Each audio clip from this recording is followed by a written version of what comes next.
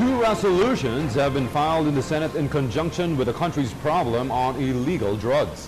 One seeks an investigation into the spate of killings of drug suspects. The resolution on the inquiry was filed by neophyte Senator Leila de Lima. The other pushes for mandatory drug testing for government personnel. The details of this report from Joy Gumatay.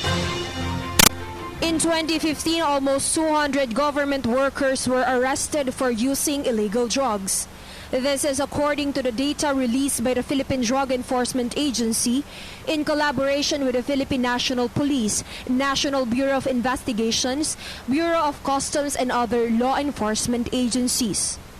In support of President Duterte's agenda to solve drug problems in the Philippines, Senator Juan Miguel Zubiri filed a Senate bill to make drug testing mandatory among government officials and employees.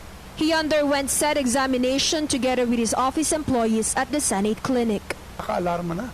Halos napakaraming mayors, councilors, barangay officials na kasabot itong mga drug lords. So of course, it starts with knowing who are the drug users.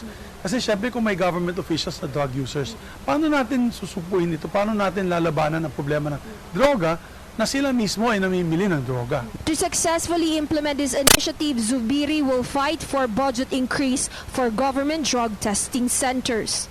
The senator is aware that they need more medical equipment and health workers to speed up the release of drug test results. This will allow the government to easily identify workers who need immediate rehabilitation services. Pero iba na pag nahalal na. Kasi pag nahalal na po, isa ka ng kawani ng gobyerno. You're already part of government, you're being paid by government funds and people's funds. And we're asking our colleagues in the Senate, we're asking other elected officials to follow suit. Kung wala naman kayong tinatakutan, wala naman po kayong ginagawang masama, di wala naman po kayong problema. Magiging negative naman po kayo. Senator Zubiri believes the drug problems in the country may successfully be addressed if the cleansing will start inside the government, whose workers serve as models to their localities. This is Joy Gumatay for PTV News. Ako po si Cathy San Gabriel. Subscribe na sa PTV YouTube channel. I-click lang po ang subscribe button.